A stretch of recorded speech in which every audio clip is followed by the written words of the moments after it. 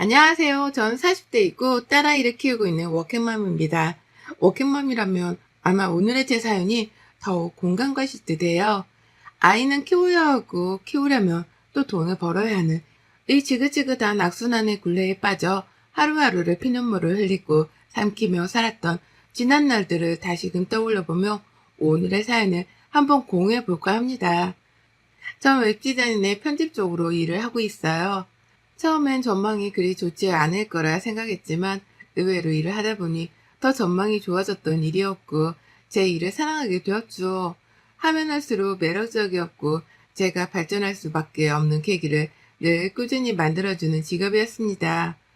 이 직업으로 일을 하다 상대 거래처 회사 직원이었던 남편과 연이 닿아서 연애를 하게 되었어요. 서로 30대의 나이에 만나게 되었죠. 나이 차는 겨우 3살 차이로 적지도 많지도 않은 딱 적당한 나이 차에 적당한 시기에 만났습니다. 그래서 더 좋았던 것 같아요. 어느 정도 제가 안정이 된 시기에 안정된 사람을 만나서 말이죠.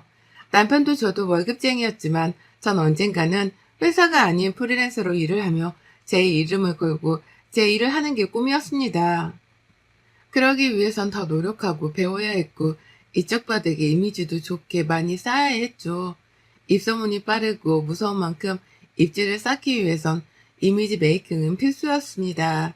그런데 남편과 제가 연애를 한다는 사실이 이리저리 퍼지면서 예상치 못하게 이쪽 바닥에 이슈가 되었고 덕분에 제 이름을 알리는데 한몫하긴 했어요. 사내 연애까지는 아니어도 비슷한 느낌이어서 아무래도 많은 관심을 받았죠. 그렇게 남편과는 연애를 하다 결혼을 했습니다. 저희 부부는 결혼 후에도 변함없이 맞벌이를 했어요. 그리고 언제고 아이를 낳더라도 맞벌이는 할 계획이었습니다.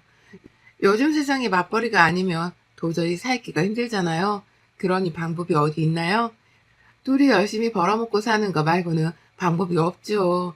그래서 결혼 후에도 내내 열심히 일을 했고 아이를 낳고 프리랜서로 전향할 수 있도록 최대한 노력을 해보기도 했습니다.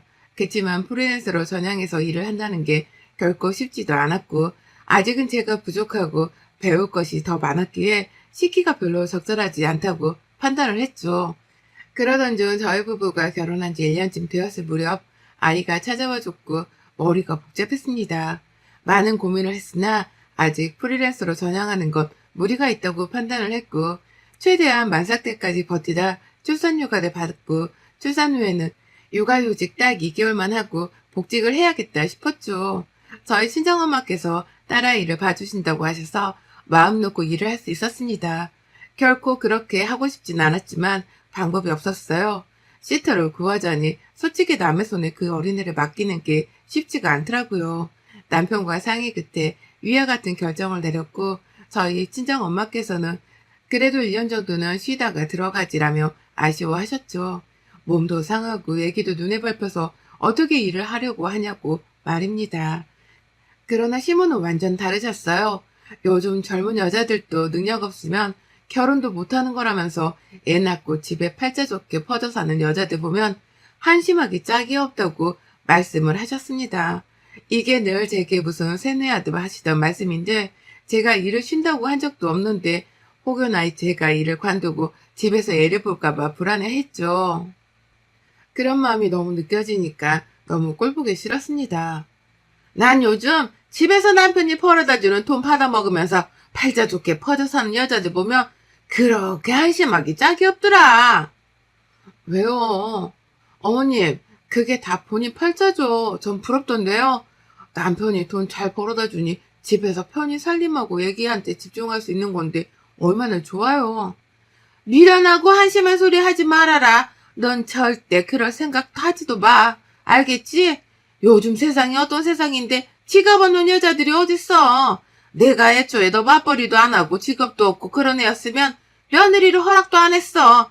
남자가 집 사오고 돈 벌고 그런 거 다엔 말이지. 요즘이 어떤 세상인데 안 그러니?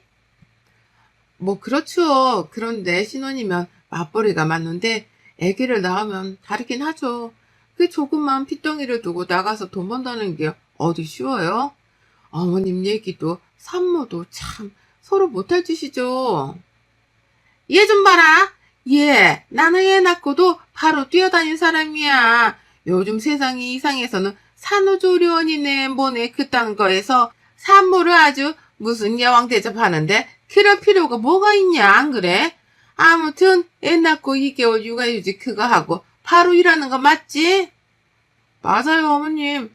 가만 보면 어머님은 제가 일 안 하고 쉴까봐 너무 불안하신 것 같아요.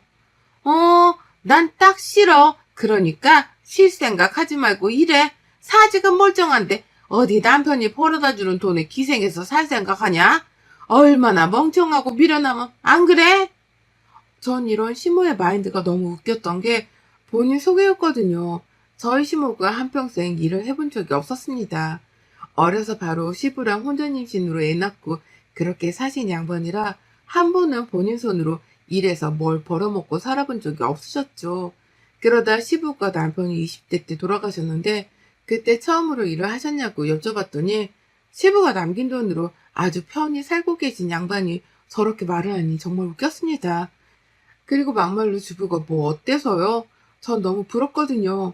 내 새끼 낳아서 떼놓지 않고 품에 끼고 내내 돌보면서 그렇게 살고 싶은데 돈이 아쉬우니 그 어린 거 집에 두고 나가서 돈 벌어야 하는 입장인 건데 저렇게 말하는 시모를 보면 열불이 났죠.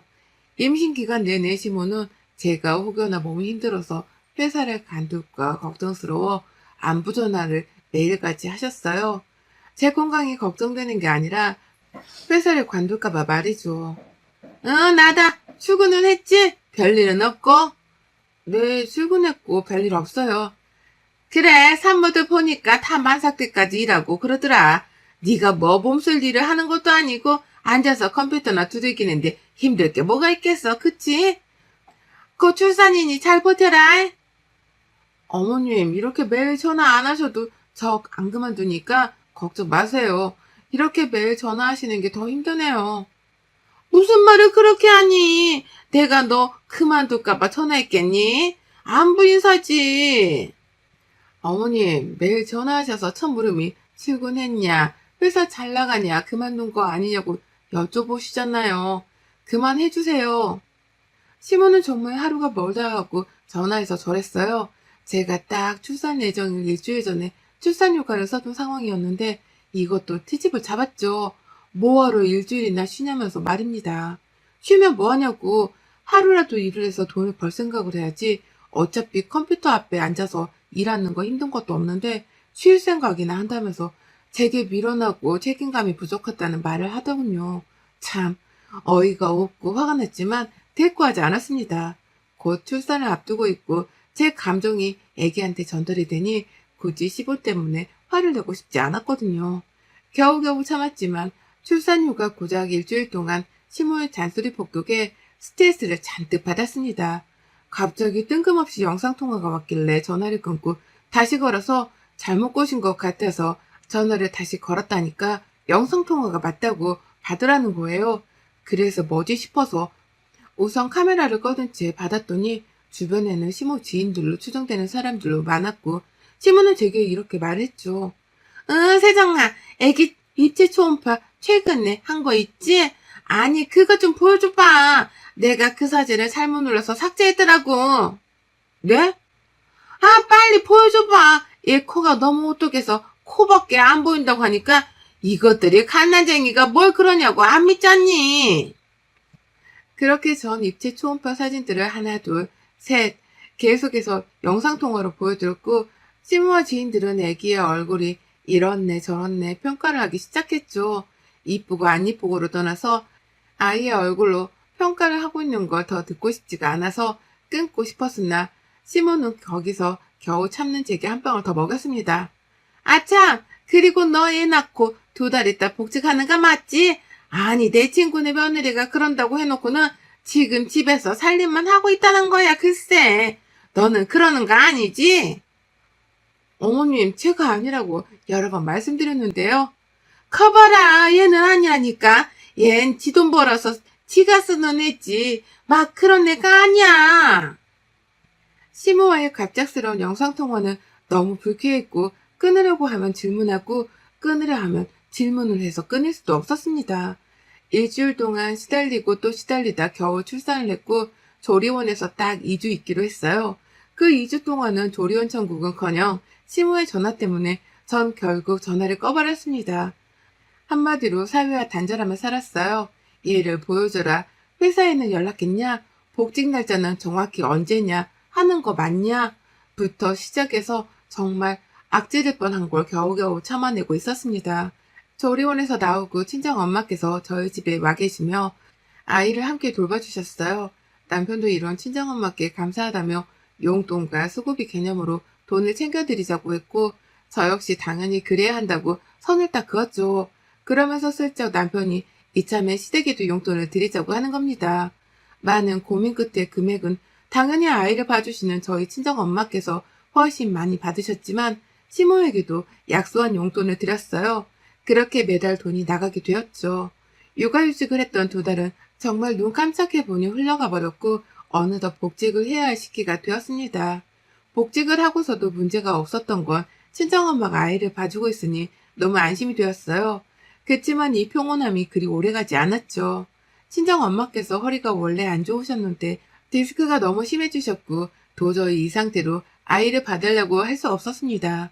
엄마께서는 괜찮다고 하셨으나 전 절대로 그럴 수 없었죠.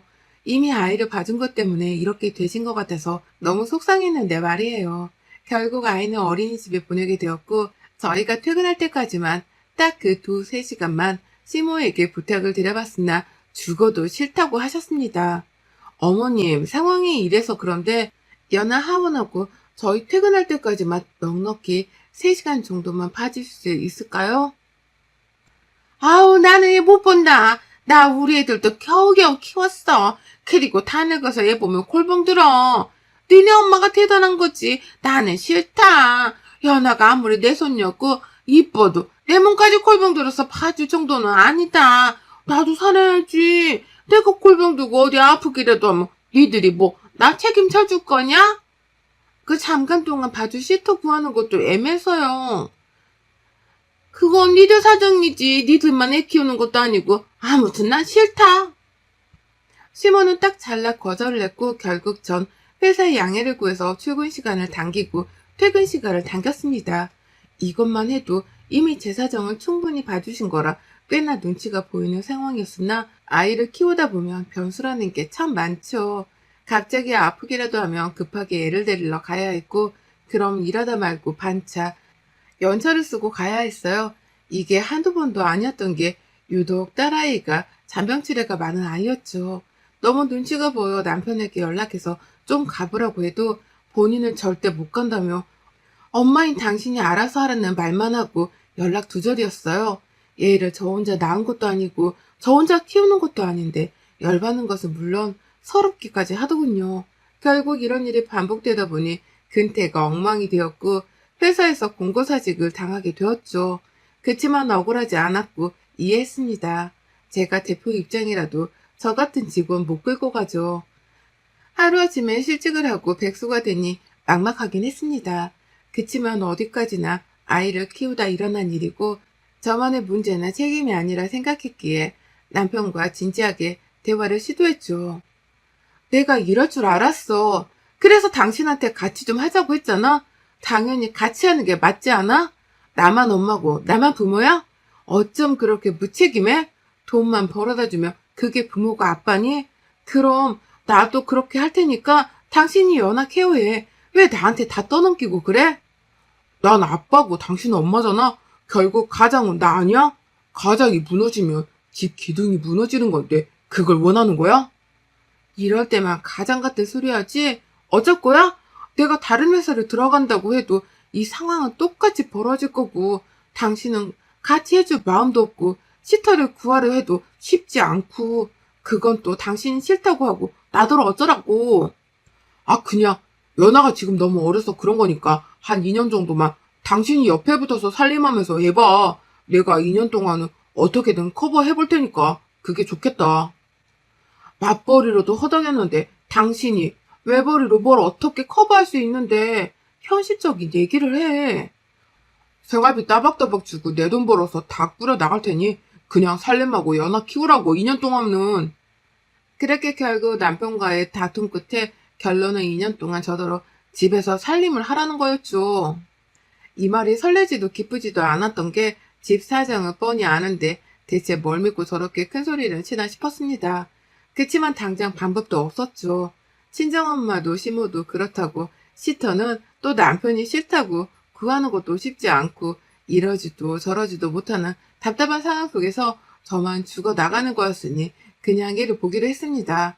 그런데 이 소식을 접한 시모는 아니나 다를까 한 걸음에 집으로 쫓아와 한바탕 난리를 치셨죠. 너너 내가 이럴 줄 알았다. 뭐? 맞벌이를 할 거니 걱정하지 마. 코주야 몇 년 맞벌이하고 얘 핑계로 간두가면서 뭐 잘났다고 그렇게 큰 소리를 뻥뻥 친 건데 웃기지도 않네 정말. 너 결국 노리는 게 이거였냐? 아범이 번 돈으로 기생하면서 집구석에서 눌러앉아 그렇게 살려는 거였냐고. 어머님, 상황 뻔히 아시면서 그렇게 말씀하고 싶으세요? 뻔히 알긴 개뿔. 네가 얼마나 포장할 게 없으면 잘리겠냐? 네가 능력 있고 똑소리 나는 애였으면 회사에서 너 붙들고 있지 나가라고 했겠어? 아무짝에도 쓸모없는 게 그럴 거면 연하는 뭐하러 났어? 돈이나 더 벌고 나턴가 했어야지. 능력도 없는 게 여러 가지로 열받게 하네. 당장 나가서 일해. 돈 벌으라고. 마트 가서 일하던 편의점 가서 일을 하던 일해. 아범 돈에 기생할 생각하지 말고. 시모는 저더러 남편 돈에 기생하지 말고 어디든 가서 일을 해 돈을 벌으라고 했고 남편은 딱 바로 다음 달부터 치사한 본색을 드러냈습니다. 생활비가 들어있는 체크카드를 내밀며 앞으로 이걸로 생활비를 하라고 주며 말을 하더군요. 이거 생활비 카드거든. 여기 40만 원 들어있으니까 앞으로 딱 한 달 동안 무조건 이걸로 생활해. 뭐라고? 왜 못하냐? 돈도 못 버는데 40만 원이 꽁으로 생겼으면 감지덕지 해야지. 여보, 연아 엄마야, 왜 그러냐? 지금이랑 한 달 전이랑 같아? 왜 그래? 당신 똑똑하잖아. 당신 지금 뭐 하는 짓이야? 이러려고 나더러 살림하라고 했어? 돈으로 치사하게 굴려고? 40만 원이 꽁으로 생겼는데 이게 치사해? 이야, 이세정 수준 높네? 땅을 파봐라. 100원 하나 나오나. 내가 이 돈 벌려고 얼마나 개고생을 하는데 귀한 줄 모르고 어휴 굴려먹었다 당신은. 그리고 앞으로는 아껴야 하니까 적당히 먹어. 집에서 하는 것도 딱히 없는데 삼시세끼 다 먹을 필요 없잖아. 그치? 요즘 다이어트다 건강이다 해서 일일 일식 많이들 하니까 그거 해. 당신도 그래야 식비가 줄지. 나야 밖에서 먹으니 괜찮은데 당신 입으로 들어가는 건 다 내 돈이잖아? 말 다 했니 정말? 아니 다 안 했고 이번 달부터 당신네 집은 용돈 없다? 그건 뭐 당연한 거니 굳이 설명 안 한다? 야 김민수 너 진짜 이럴래? 양심이 없네? 그럼 돈도 못 벌면서 니네 집에 용돈까지 보내라고? 내가 번 돈으로 생색은 다 내시겠다?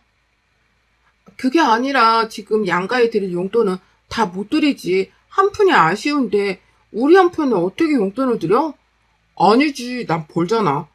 우리 집에 난 드릴 수 있는데? 정 효도하고 싶으면 네가 벌어서 드리던가. 왜 자꾸 우리래? 너는 못 벌고 나는 버는데. 남편은 심각할 정도로 절 무시했습니다. 본인이 경제권을 확 쥐고 흔들기 시작했고 돈으로 치사하게 굴었죠. 서러워서 참 많이도 울었어요. 제가 잘못한 게 뭐가 있나 싶었는데 아무리 생각해도 전 그저 사랑하는 사람과 결혼해서 서로를 닮은 아이를 낳은 것 말고는 없는데 어쩌다 이렇게 된 건가 싶었습니다. 그리고 저 사람과 시모가 저를 기생충, 거지 취급할수록 전 악해졌고 이를 악물었어요. 시모는 제가 하고 다니는 화장, 옷, 가방, 신발뿐 아니라 저희 집 가구 소품, 가전제품 등등 모두 하나씩 트집을 잡으며 돈도 없는 백수가 하고 다니는 건 갑부 같다면서 대놓고 비꼬며 욕을 했죠. 이미 다 있던 거고 일을 그만두고 저를 위한 쇼핑을 한 게 없는데 말입니다. 검소한지 모른다며 본인 아들만 불쌍하다고 내내 조욕을 하다 가는 게 일상이었던 시모였죠. 전 남편을 버리고 싶었고 시모와 남편에게서 벗어나고 싶었습니다. 그러기 위해선 제가 경제력이 다시 있어야 했죠. 늘 미루고 미뤘던 프리랜서의 길로 다시 접어들었고 아이가 어린이집에 가 있는 시간과 아이가 자는 밤 시간을 이용해서 미친 듯이 했어요. 하루에 정말 몇 시간도 제대로 못 자고 말입니다. 그렇게 제 이름을 걸고 제 일을 시작했고 하나도 제 이름을 기억해주는 업체들을 만나기 시작하며 슬슬 일거리들이 생겼어요. 그렇게 일감이 늘어나며 계약건들이 늘었고 기대 이상의 성과를 냈습니다. 월급쟁이였을 때 연봉을 한 달 만에 벌게 되기도 하고 그 이상을 벌면서 프리랜서의 길은 대성공을 했죠. 남편과 시모는 제가 컴퓨터 앞에 앉아서 그저 미련하고 멍청한 짓을 한다며 이렇게 돈을 버는 줄도 모르고 전기세 아까우니 그만하라고 나무랐고 나중에는 생활비에서 그 몇 푼 하나는 전기세를 빼고 주더군요.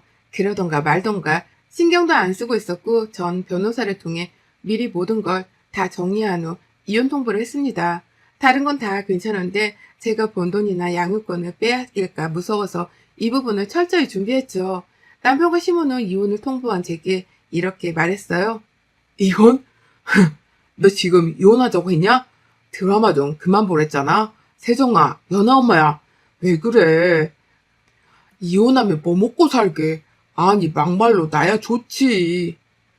미친 것? 당장 이혼해버려. 그냥 저런 미련한 거랑 뭐하러 사니? 이참에 터져먹고 이쁜 아가씨랑 새장가 들어라. 너도 어디서 저런 멍청한 게 며느리로 들어와서는 넌 지금 이혼하면 네가 어떻게 되든지 분간이 안 서지? 김민수, 네가 좋다고 매달려서 만났고 결혼하자고 졸라서 결혼도 했다? 그리고 애기 그렇게 원한다고 꼭 공동육아 할 거라고 해서 애기도 낳았지. 왜? 그만큼 신뢰했으니까. 근데 결국은 너나 네 엄마나 주둥이로 나부거리는 거 말고는 할 줄 아는 게 아무것도 없어. 둘을 보면 딱 그 말이 떠올라. 물에 빠져도 저것들은 주둥이는 둥둥 뜨겠구나. 이혼 빠르게 해줘. 그리고 꼭 세장가 젊고 이쁜 여자랑 하길 바라고 너도 니네 엄마도 나중에 너무 배 아파 죽진 않길 바래.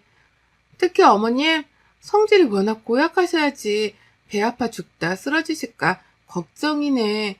아무쪼록 무탈하지 말고 하는 일마다 쪽박치 하시길. 그렇게 이혼 과정을 밟았고 그 과정에서 제가 프리랜서로 대성공했다는 걸 알았죠. 저희 부모님께 각각 드림카이셨던 제네시스와 벤츠를 뽑아드렸고 명품도 이것저것 선물해 드렸거든요. 저 역시 드림카를 샀고 아이와 살 집도 마련했으니 말입니다. 이 모든 것들을 직접 눈으로 본 시모와 남편은 눈이 뒤집혔고 그야말로 배 아파 죽을라 했어요. 저를 어떻게든 다시 잡으려고 안간힘을 쓰며 달라붙는 거 겨우 끄집어내고 뻥 차버리고 시원하게 정리를 했고 지금은 딸아이와 함께 잘 살고 있습니다. 프리랜서로 여전히 잘 벌고 잘 웃으며 잘 살고 있어요. 여러분의 생각은 댓글로 남겨주세요. 오늘도 시청해주셔서 정말 감사합니다.